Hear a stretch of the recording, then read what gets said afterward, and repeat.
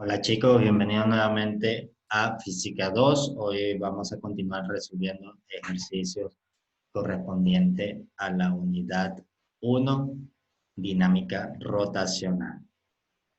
Espero ya hayan podido, antes de ver este video de resolución de ejercicios, haber estudiado los contenidos que se les dejan en el aula virtual para que de mejor manera entiendan estos ejercicios que aquí se encuentran.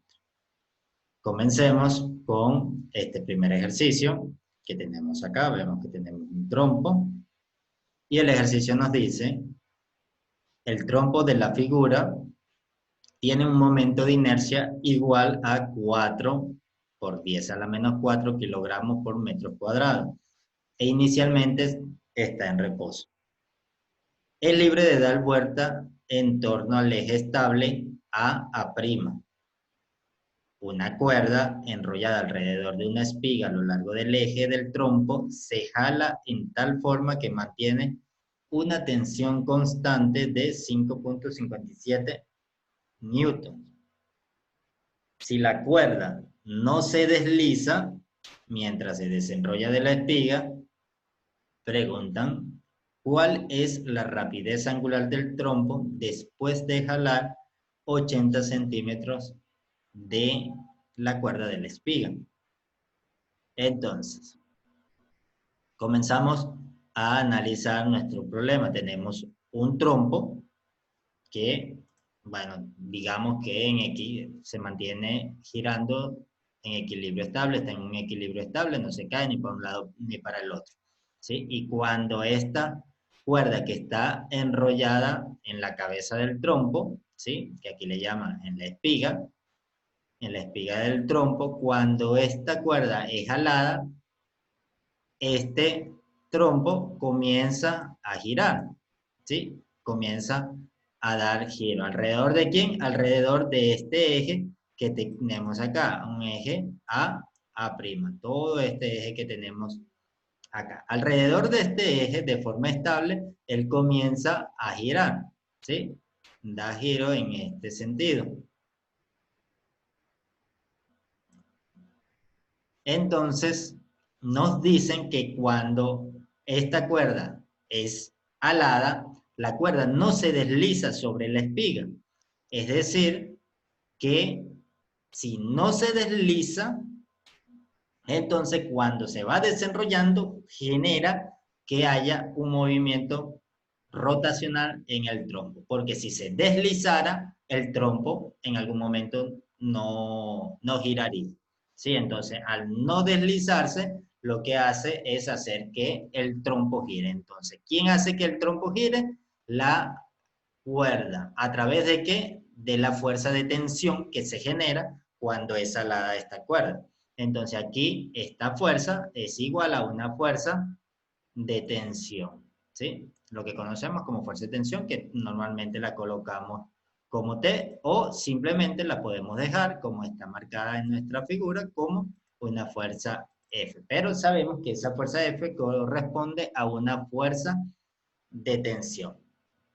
Es una fuerza que se mantiene constante y su valor es 5.57 newton. Es decir, que no va a variar la fuerza a medida que se va desenrollando ni a medida que transcurre el tiempo. El trompo, como obviamente tiene una masa, porque todo tiene una masa y vemos que tiene una cierta distribución. Entonces, cuando gira, todos los objetos tienen un momento de inercia. ¿Sí? El momento de inercia del trompo se puede calcular, pero para efectos de este problema, ya nosotros tenemos el valor del momento de inercia que nos dicen que vale 4 por 10 a la menos 4 kilogramos por metros al cuadrado. ¿Sí? Y cuando el trompo gira, se genera un movimiento rotacional. Al haber un movimiento rotacional, se genera una velocidad que en este caso, por ser de rotación, es una velocidad rotacional o velocidad angular, lo que conocemos como la velocidad angular. ¿Sí? que aquí hablamos de rapidez porque cuando hablamos de rapidez nos importa solamente la magnitud, es decir, el tamaño, sin importarnos el sentido en el cual se está moviendo. Entonces, nos interesa conocer la magnitud de la velocidad angular del trompo después que esta cuerda ha sido jalada 80 centímetros. Es decir, la cuerda está completamente enrollada y comienza a alarse con una fuerza de magnitud 5.57 newton y cuando van 80 centímetros nos interesa saber cuál es la velocidad angular del trompo, porque inicialmente está en reposo, inicialmente su velocidad es cero, comienza a alarse y a medida que se ala, comienza a girar y su velocidad comienza a cambiar y llega, cuando estamos en 80 centímetros, va a tener una velocidad angular asociada. Entonces eso es lo que nos interesa saber. Entonces, ¿cómo podemos trabajar este problema? Básicamente tenemos que tratar de conseguir una ley física, ¿sí? O un principio físico que nos permita hallar la variable física que necesitamos en función de la información que nos da el problema. ¿Sí? Entonces, cuando vemos acá el problema nos da un momento de inercia, ¿sí? Como información nos da un momento de inercia, nos dice que inicialmente el trompo estaba en reposo, que es libre de girar alrededor de un eje, ¿sí? Y que hay una fuerza constante que hace que el trompo gire, ¿sí? Cuando el trompo gira, ¿qué pasa? Allí hay un desplazamiento angular, ¿sí? Que genera una velocidad angular, pero se genera un desplazamiento angular. Este desplazamiento angular está producido ¿por quién? Por esta fuerza de tensión que se está aplicando en el sistema.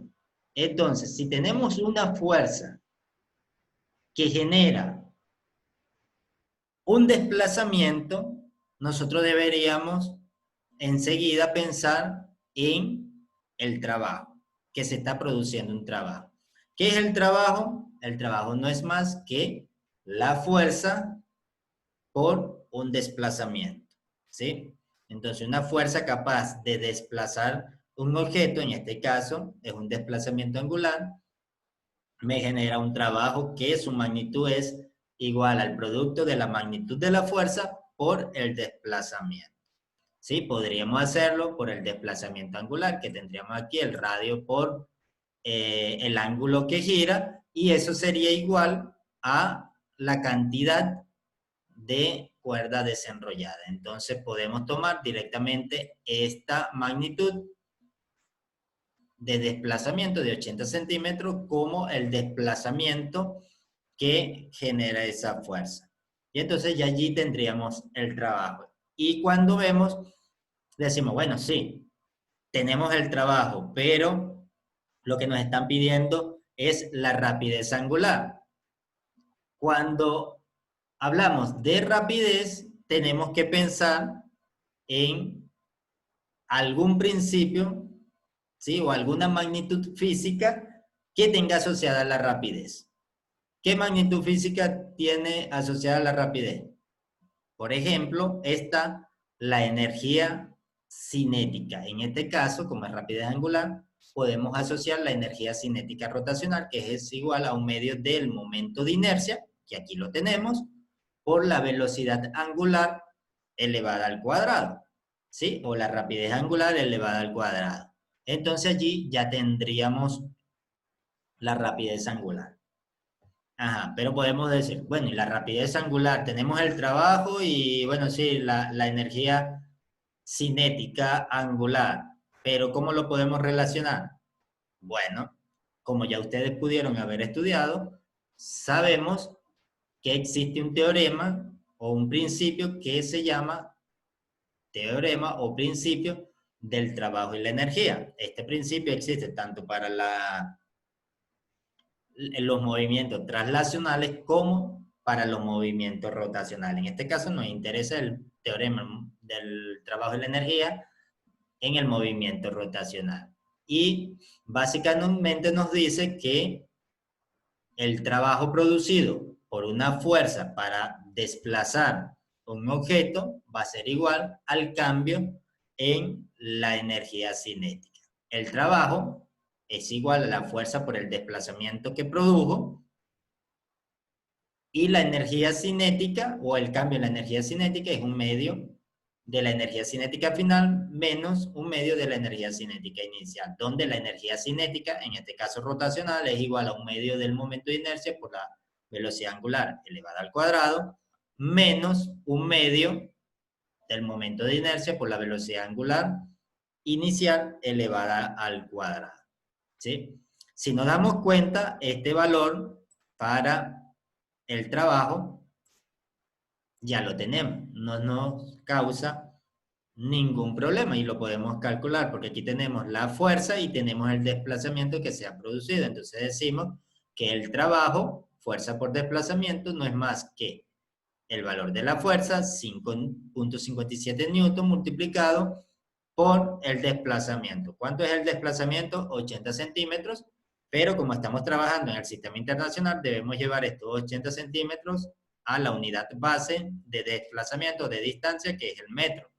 Entonces, 80 centímetros es lo mismo que 0.8 metros.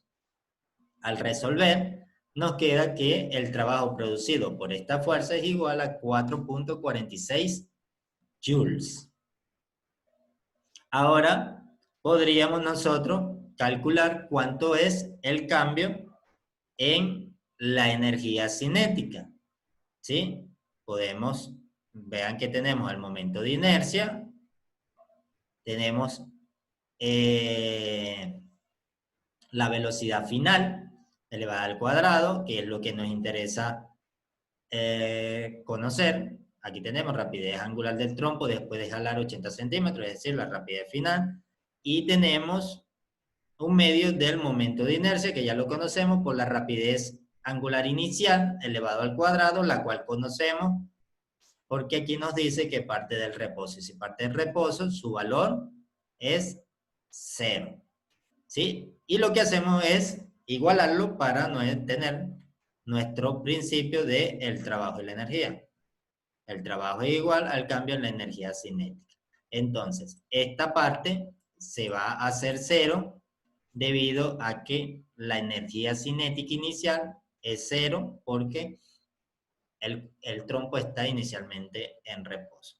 Entonces, de aquí, básicamente, lo que hacemos es sustituir, porque nos quedaría el trabajo, que ya lo calculamos acá, 4.46 joules, igual a un medio del momento de inercia, que vale 4 por 10 a la menos 4 kilogramos por metro cuadrado, multiplicado por la velocidad angular final elevada al cuadrado. De aquí simplemente despejamos, pasamos el 2 a multiplicar, 4 por 10 a la menos 4, lo pasamos a dividir y tomamos la raíz cuadrada a ambos lados para dejar solo la velocidad angular final.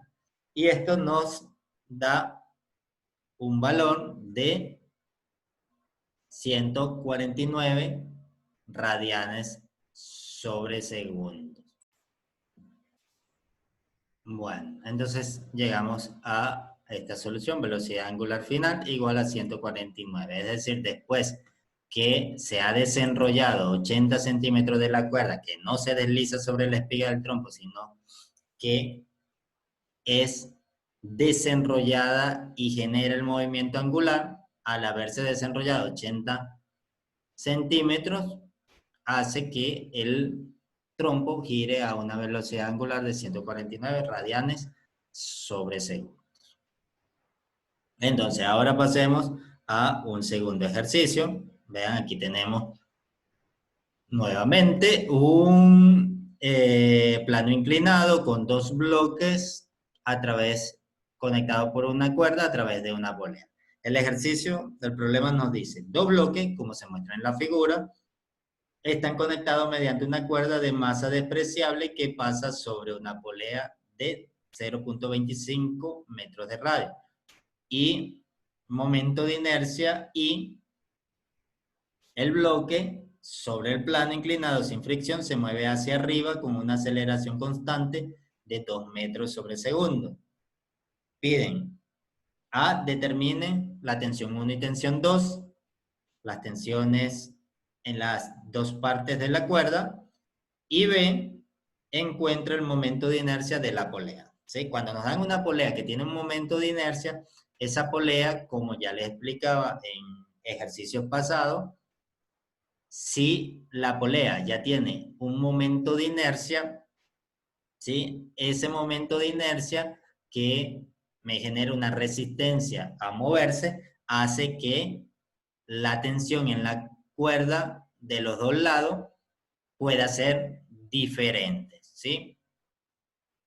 Si la polea fuese sin masa, sin fricción y no generase absolutamente ninguna influencia dentro del sistema, entonces la tensión sería la misma a ambos lados. Pero como sí influye en el movimiento del sistema, entonces hace que las tensiones a ambos lados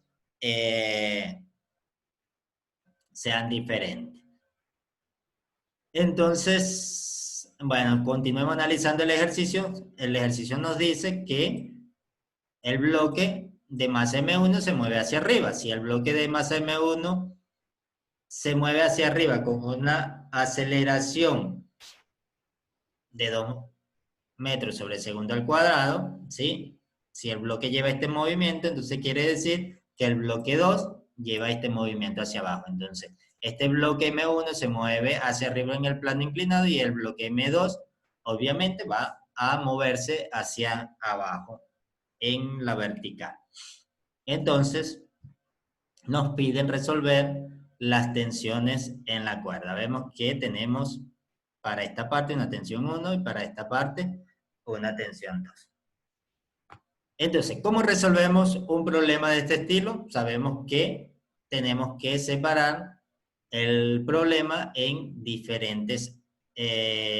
los diferentes componentes que tiene el sistema. El sistema tiene un bloque, dos bloques y una polea, ¿sí? Entonces, resolvemos para conseguir las tensiones, resolvemos para el bloque de masa M1, para el bloque de masa M2 y luego resolvemos para la polea. Entonces, si queremos conseguir las tensiones, resolvemos primero para los bloques, los cuales están conectados a la cuerda que generan la tensión. Entonces, vamos a resolver primero para el bloque 2 que se mueve acá. Resolvemos, siempre iniciamos por resolver lo más fácil, ¿sí? Al estudiar este bloque vemos que hacia arriba tenemos la tensión de la cuerda, hacia abajo tenemos el peso, o W, como lo quieran llamar, y no tenemos ninguna otra fuerza. ¿Eso aquí va a ser igual? A la masa por la aceleración con la que se está moviendo el bloque hacia abajo, que en este caso nos dicen que esa aceleración vale 2 metros sobre segundos al cuadrado. Entonces, cuando hacemos nuestra sumatoria de fuerza en Y, no hay necesidad de hacer una sumatoria de fuerza en X, porque es un bloque que se está moviendo solamente en la vertical, no se mueve en la horizontal, ni siquiera está pegada al plano inclinado acá para tener la necesidad de, bueno, así estuviese pegado, el bloque no se está moviendo en esta dirección, entonces no hay necesidad de hacer una sumatoria de fuerzas en el eje X. Entonces nuestra sumatoria de fuerza en el eje Y, si el movimiento va hacia abajo, podemos decir que todo lo que se mueve hacia abajo es positivo y lo que se mueve hacia arriba es negativo. Tomamos el sentido del movimiento como el sentido positivo. ¿Sí? Ese va a ser nuestro sistema de referencia. El sentido del movimiento, positivo. Contrario al movimiento, negativo. Entonces, ¿qué fuerza está en el sentido del movimiento? El peso, que es masa por gravedad, en este caso, que es el peso. ¿Qué está en sentido opuesto o qué se opone al movimiento? La tensión 2. Y eso es igual a la masa del bloque 2 por la aceleración. Entonces de acá despejamos nuestra tensión 2, que es lo que nos interesa saber. Decimos que la tensión 2, lo que hacemos es pasar la tensión 2 hacia este lado y todo esto, masa por aceleración, hacia este lado. La tensión está negativa, pasa positiva, todo este término, masa 2 por aceleración, que está positivo, pasa negativo. Entonces nos quedaría que la tensión 2 va a ser igual a la masa 2 por la gravedad menos la masa 2 por la aceleración del bloque. ¿Sí? Podemos sacar factor común, la masa 2, y nos quedaría que eso es igual a la masa 2 que multiplica la gravedad menos la aceleración que tiene el bloque. Si nos damos cuenta, tenemos exactamente todos las incógnitas que nos piden, excepto la tensión. Tenemos todas las variables, tenemos la masa, tenemos el valor de la gravedad y tenemos el valor de la aceleración. No tenemos más incógnita que la que necesitamos, que es la tensión. Entonces simplemente sustituimos masa 2 igual a 20 kilogramos, tenemos acá la gravedad 9.8 metros sobre segundo al cuadrado, que lo sacamos acá las unidades como factor común, porque las dos aceleraciones tienen las mismas unidades, menos 2 metros sobre segundos al cuadrado. Entonces multiplicamos 20 por 7.8 que se genera acá, y eso nos da una tensión de 156 newtons. Listo, entonces ya conocemos la tensión 2. Fue fácil, ¿sí? No nos quedaron dos incógnitas porque teníamos todos los valores de las variables implicadas en el problema. Simplemente nos quedaba sustituir y sacar la cuenta. Veamos si para la tensión 1 es así de fácil o si se complica un poco. Entonces tenemos para el bloque 1 ahora, tenemos acá el bloque 1, como este bloque sí se mueve sobre el plano inclinado, entonces lo que hacemos es poner un sistema de referencia de manera tal que se nos haga fácil el movimiento. Entonces el sistema de referencia lo ponemos acá paralelo al plano inclinado y eso genera que no se produzca movimiento en el eje Y, sino que solamente haya movimiento en el eje X, ¿sí? Como es un plano inclinado sin fricción, nos dice acá, entonces no tenemos ni siquiera que tratar de conseguir el valor de la normal porque no nos haría falta para nada. Si tuviésemos fricción, sí deberíamos conocer cuánto es el valor de la normal para poder resolver la fuerza de fricción. Pero en este caso no nos hace falta. Entonces, simplemente determinamos o escribimos la ecuación del movimiento para el eje X. Eso nos queda como el movimiento va en esta dirección, la tensión de la fuerza, la tensión de la cuerda va en la dirección del movimiento, entonces la colocamos como positivo, y el peso o la componente del peso del bloque que está acá es la única que se opone al movimiento. Entonces la escribimos menos el peso, pero como está en un plano inclinado, vean, es una componente nada más, el ángulo se repite acá, entonces está el cateto opuesto, está opuesto al ángulo, eso sería la componente que corresponde al seno del ángulo. Entonces tendríamos el peso del bloque 1 multiplicado por el seno de 37, y eso es igual a la masa por la aceleración del bloque que tenemos acá. Despejamos, vemos que ya tenemos positiva la tensión, entonces simplemente tenemos que agarrar todo esto y pasarlo hacia este lado. Eso nos queda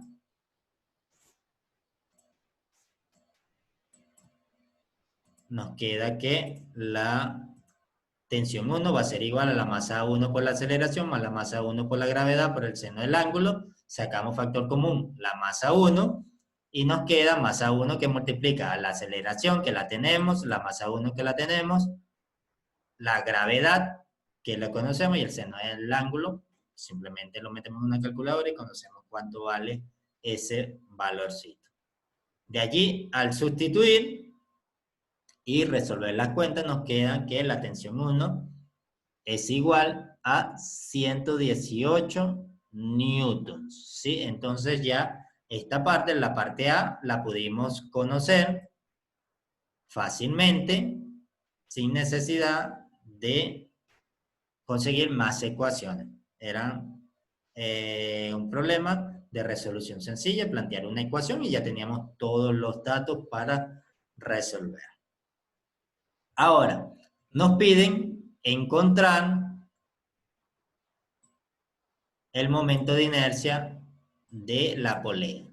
Para eso, conocemos que la polea tiene un radio de 0.25 metros. Ahora, ¿qué usamos acá? Para poder resolver este problema tenemos que ver qué es lo que tenemos. ¿Cómo podemos encontrar el momento de inercia de la polea? ¿A qué está asociado el momento de inercia de la polea que puede estar asociado a la información que nosotros tenemos en el problema? ¿Sí? Entonces, nosotros, por ejemplo, sabemos que el momento de inercia está relacionado con el torque. ¿Sí? Torque es igual a momento de inercia por la aceleración. Si la polea está girando, puede tener una aceleración que multiplicado por el momento de inercia me genera un torque. Ajá, pero ¿y de dónde sacamos el torque? Fácil, lo sacamos a través de las fuerzas de tensión que están siendo aplicadas sobre la polea. Es decir, acá se aplica una fuerza de tensión y acá se aplica una fuerza de tensión, ¿sí? Si este es el eje de giro, la fuerza de tensión multiplicada por el brazo de aplicación de la fuerza me genera el torque. Entonces ya tengo un valor de torque porque conozco el radio, que sería el brazo de aplicación de la fuerza, porque la polea gira alrededor de su centro y la fuerza está siendo aplicada en la parte externa de la polea. Entonces tengo la fuerza de tensión, que la acabo de calcular, multiplicado por el brazo de aplicación de la fuerza, que es 0.25 metros, ya tengo el torque. El torque total aquí es igual a la sumatoria de todos los torques que se han producido. Y eso es igual al momento de inercia por la aceleración angular. Ahora, bueno, tenemos el momento de inercia, no tenemos ni el momento de inercia, que es lo que necesitamos conocer, pero tampoco tenemos la aceleración angular. Pero la aceleración angular no sería ningún problema porque podemos colocar la aceleración angular, cambiarla por la aceleración lineal, que ya la conocemos, que es 2 metros sobre segundo al cuadrado, usando las relaciones que hay entre las magnitudes angulares y las magnitudes traslacionales. ¿Sí? Eso no sería ningún problema. Entonces aquí tenemos la sumatoria de los torques, tenemos dos torques, el torque 1 producido por la fuerza de tensión 1 más el torque 2 producido por la fuerza de tensión 2 igual a la masa por el momento de inercia. El torque 1 es la tensión 1 por el radio, ¿sí? Por el brazo de aplicación de la fuerza, que es acá. Negativo. ¿Por qué negativo? Porque el movimiento va en este sentido y si decimos que en el sentido del movimiento es positivo, esta fuerza se está oponiendo. Entonces quedaría negativo. Y el torque 2, que sería el positivo, porque va en dirección del movimiento que suponemos en este caso que en la dirección del movimiento es la dirección positiva. Entonces esta tensión 2 sería positiva multiplicada por el radio, sería igual a el momento de inercia por la aceleración. Ahora, si sacamos el factor común R, que es el mismo, el brazo de aplicación de la fuerza, nos queda tensión 2 menos la tensión 1 multiplicado por el radio, eso es igual al momento de inercia por la aceleración, y la aceleración angular la podemos escribir como la aceleración lineal dividida para el radio. Si tomamos este radio de acá y lo pasamos al otro lado a multiplicar, simplemente nos va a quedar tensión 2 menos la tensión 1 multiplicado por el radio al cuadrado, y eso va a ser igual a I por la aceleración lineal. Entonces de aquí, este valor ya lo calculamos, este valor ya lo calculamos, el valor del radio nos es dado en el problema, 0,25 metros. La aceleración nos la dieron en el problema, 2 metros sobre segundo al cuadrado, simplemente nos falta el momento de inercia. Aquí simplemente pasamos a dividir la aceleración y nos queda que el momento de inercia es igual a la tensión 2 menos la tensión 1, que multiplica el radio al cuadrado dividido para la aceleración. Como tenemos todos los datos, ya no nos queda más que sustituir y sacar la cuentica, y eso nos da un momento de inercia de 1.17 kilogramos por metros cuadrados. ¿Sí? Y esa sería la respuesta al apartado B. El momento de inercia de la polea es igual a 1.17 kilogramos por metros cuadrados. Ahora resolvamos este último problema. Nos dice un disco sólido uniforme de 3 kilogramos de masa y 0.2 metros de radio da vueltas en torno a un eje fijo perpendicular a su cara con frecuencia angular de 6 radianes sobre segundo.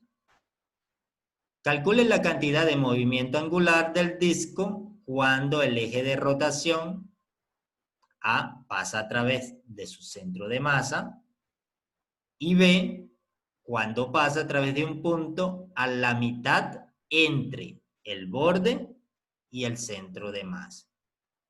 ¿Sí? Entonces básicamente tenemos un disco sólido uniforme. Bueno, aquí no tenemos ningún... Ups. Tenemos un disco sólido uniforme, todos sabemos. La forma del disco es circular. Digamos que esto tiene una forma circular. Tiene un radio de 0.20 metros y su masa total es de 3 kilogramos. Entonces, el disco gira con una rapidez angular de 6. Vean que la frecuencia angular es lo mismo que la rapidez angular. De 6 radianes sobre segundos.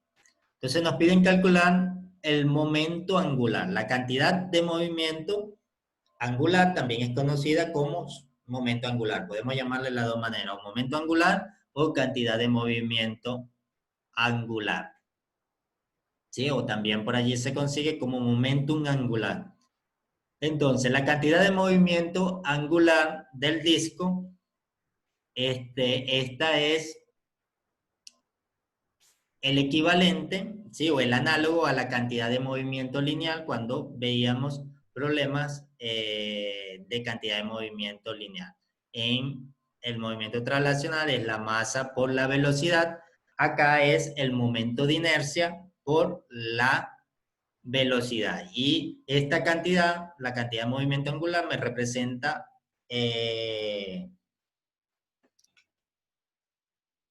es como la inercia del movimiento, ¿sí? Me representa o me caracteriza la inercia de un sistema. ¿Qué quiere decir esto? Que lo que representa es si un sistema está rotando, la cantidad de movimiento angular es como la resistencia que ofrece este sistema, este cuerpo, a que cambie su velocidad. ¿Sí? No es exactamente lo mismo que la cantidad de movimiento, que el momento de inercia, porque el momento de inercia es como la resistencia a ser movido, y esto, bueno, si ya se está moviendo, lo que me representa es la resistencia a que cambie su velocidad. Entonces, sabemos que la cantidad de movimiento angular es igual al momento de inercia por la velocidad. Si el disco está girando alrededor de su centro de masa, es la cantidad de movimiento del centro de masa, que en este caso, por ser un disco, es un medio de mr cuadrado por la velocidad angular. ¿Sí? Tenemos la masa del disco, que es 3 kilogramos, tenemos el radio, que es 0.2 metros, y tenemos la velocidad angular, que es 6 radianes sobre segundo al cuadrado. No nos queda más que sustituir, y nos queda que la cantidad de movimiento angular, que representamos con una L, es igual a un medio de 3 kilogramos por 0.2 metros elevados al cuadrado por 6 radianes sobre segundo. Y eso nos queda una cantidad de movimiento angular de 0.36 kilogramos por metros cuadrados sobre segundo. Estas son las unidades en el sistema internacional de la cantidad de movimiento angular. Ahora, si el mismo disco está girando, pero ahora no gira con respecto a su centro de masa, sino que gira, por ejemplo, en un punto que nos dicen que está aquí, en el medio de el borde del disco y del centro del disco. Si es un disco uniforme, ¿sí? Como nos dice acá, su centro de masa va a estar en el centro del disco. ¿Sí? Si es un disco uniforme, el centro de masa está en el centro del disco. Ahora, si nosotros, en vez de hacer girar alrededor del centro de masa, lo que hacemos es hacerlo girar alrededor de otro punto paralelo al centro de masa, entonces vamos a cambiar el momento de inercia del disco, porque recuerden que el momento de inercia del disco es la masa por el radio al cuadrado. ¿Sí? Sí, esto es si estamos girando con respecto al centro de masa. Ahora, si no está girando con respecto al centro de masa, sino que está girando alrededor de un eje paralelo, como se nos muestra acá, simplemente lo que hacemos para calcular el sistema, el momento de inercia del sistema es usar el teorema de los ejes paralelos, o conocido también como teorema de Steiner, que nos dice que el momento de inercia va a ser igual al momento de inercia del centro de masa, que lo conocemos acá, un medio de la masa por r cuadrado, más la masa de todo el disco multiplicada por d al cuadrado, donde d es la distancia que hay desde el centro de masa hasta el punto donde está girando. ¿Sí? En este caso nos dice que gira en un punto que está en la mitad entre el centro y el borde. Es decir, si está en la mitad de esta distancia, que es R, va a estar girando en una distancia R medio. Entonces, simplemente, ahora en vez de sustituir el momento de inercia como un medio de la masa por R cuadrado, lo sustituimos como el momento de inercia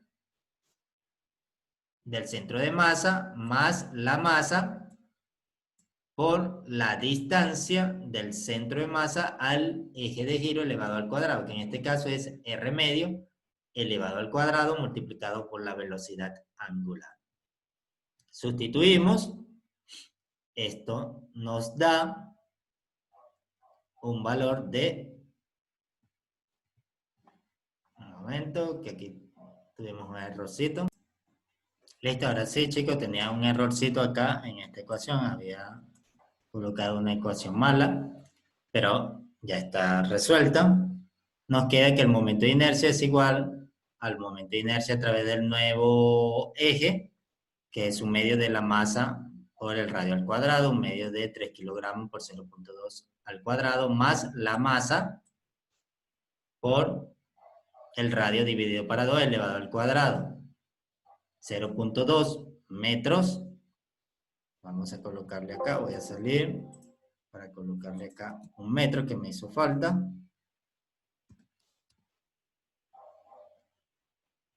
¿Sí? Elevado al cuadrado, dividido para 2 elevado al cuadrado por 6 radianes sobre segundo. Ahora sí está correcta la ecuación. Estas son cosas que pueden pasar. Y al resolver esa cuentica que ustedes pueden hacer en su casa, nos queda que el momento angular es igual a 0.54 kilogramos por metro cuadrado sobre segundo. Vean que el momento angular es mayor si gira en un eje que no está sobre su centro de masa. Si está sobre su centro de masa, el momento angular es 0.3. Si está en un eje paralelo a su centro de masa, es 0.54. Eso es lógico, debido a que si gira en un eje paralelo al centro de masa, su momento de inercia aumenta. Entonces, si aumenta su momento de inercia, que es la resistencia a moverse, entonces va a aumentar la resistencia a cambiar la velocidad también. ¿Sí? Entonces, es un resultado completamente lógico y así podemos calcular el momento de inercia tanto en un objeto que gira alrededor de su centro de masa o en un objeto que gira en un eje paralelo a su centro de masa. Recuerden siempre el teorema de Steiner, que es muy, muy, muy importante. Esto es algo muy sencillo, es simplemente una ecuacióncita, pero que es muy, muy, muy importante y ayuda mucho o facilita mucho la resolución de cierto ejercicio. Bueno, chicos, esto es todo por la clase de hoy. Me despido de ustedes. Chao, chao. Espero que hayan entendido y si no han entendido algo, hagan, como siempre les digo, sus anotaciones y en las tutorías resolvemos esa duda. Chao, chao, que estén bien.